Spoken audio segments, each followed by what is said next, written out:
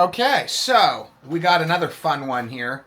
This is a hardware channel, so instead of just talking all day, I'm going to have to show you guys some hardware eventually, right? Sorry, my camera's at kind of an angle, so you're going to get kind of bits and pieces of eye contact. So what we're looking at here is the, shall we say, bones of my new storage, NAS, and Plex server. So I already have, show you down here. I don't know how well you can see that. You can't really see that. Nope, you can't see that. Sorry. I already have a storage NAS and Plex server. I wanted a bigger storage NAS and Plex server. So, I present the Phanteks Enthoo 719. It's not quite the monster that, for example, the Corsair Obsidian 1000D is. It has some similar capabilities, though. I had a 1000D a little while back. I liked some of the features, but it was just too big. It was horrible. They really did a horrible job with the 1000D as far as actual space efficiency. It could hold some cool stuff, but there was a lot of empty space.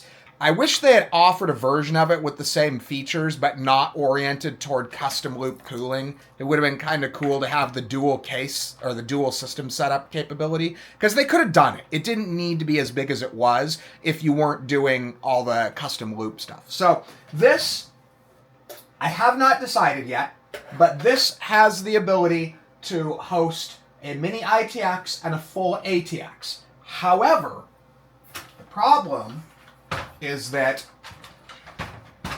it only actually has a slot for one power supply.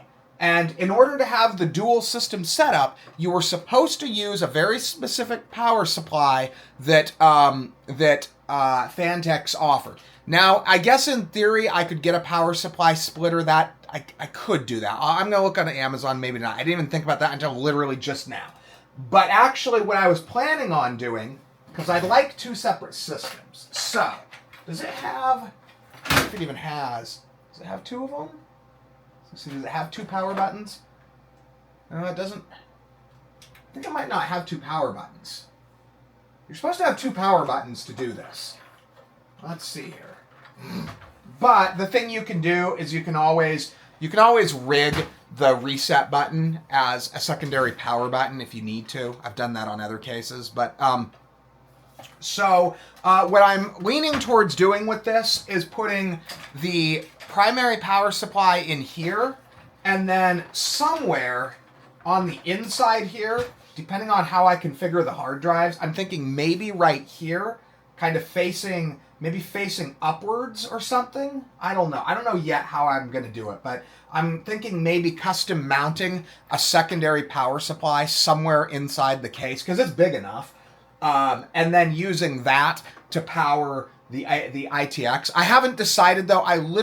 So when I bought it because I got a good deal on the case, and I wanted, actually the primary reason I bought, it's not just I got a good deal. This has a hinged side panel, glass side panel, and I want hinged glass side panels on all my cases, because I do so much with them, I want to be able to just pop them open. I'm sorry, it's lazy, but because of how much I do with my systems, I don't want the 4 screw configuration for my side panels. I want just a hinged mechanism.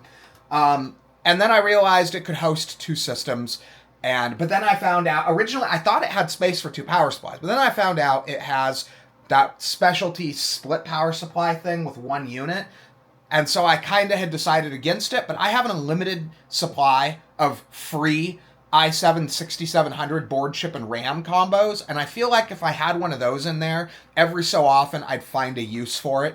So, and it would even look cool because it's got two, it's got two vertical, I think they call that GPU mounts, which I may or may not use. It'll depend on some of my how I do the final configuration, but it has that capability.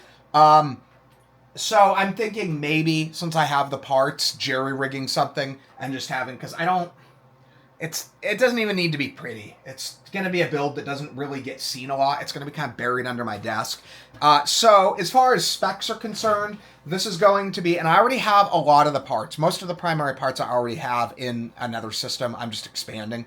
So this is going to be a, get my camera right here. It's going to be an i7 12700K, 64 gigs of DDR4 memory, not RGB or anything fancy, just generic. Maybe G-Skill or something. I think something decent G-Skill. OS drive will be a 1TB M.2 boot drive. It will have, I'm shooting for 100 terabytes. It'll probably be more, though. It'll probably be something along the lines of potentially 6 18s. So I need 4 18s for my media collection. I run my own Netflix. Seriously.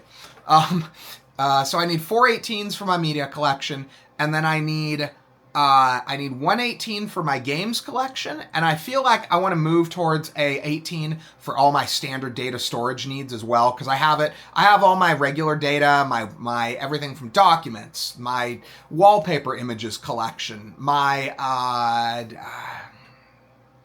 videos for my YouTube. I don't actually save a lot of them just because I'm not some big channel with a bunch of stuff to save, so I don't typically save high quality copies, but in any case, I would like to have all of that able to be on one machine, consolidated to 118 with 118 as a backup. So I'm leaning towards going that route. So that'll be, I don't even know. I'm so bad I can't math. Where's my phone? I think that's 108 terabytes. Let's see here. Let's see. 18 times 6. 108. Yep, 108 terabytes. Plus, I may or may not add some other small drives. I'm not sure yet. Sometimes I like to have a secondary smaller drive. My music collection is about 100,000 tracks, so I may want a dedicated music collection drive. I'm not sure yet. It's going to be at least 100 terabytes, though, once it's done. The drives go in cages that get mounted along. Let me see if I can show you. They get mounted along the inner part here. You can do fans there, too, or liquid coolers, whatever. I'm going to be using it as the 2.5 bays. So that's kind of an initial first look. I cleaned out the case tonight. I bought it used for, I don't know, $20 or something stupid like that. I can't remember. It was cheap, though. So I cleaned it out tonight, and I may get to building. I may not. I'm not sure yet, because I got to take my Plex server down to do that, and it's going to be kind of time-consuming. So anyway, I hope you guys found this kind of an interesting look at a piece of hardware I'm working on.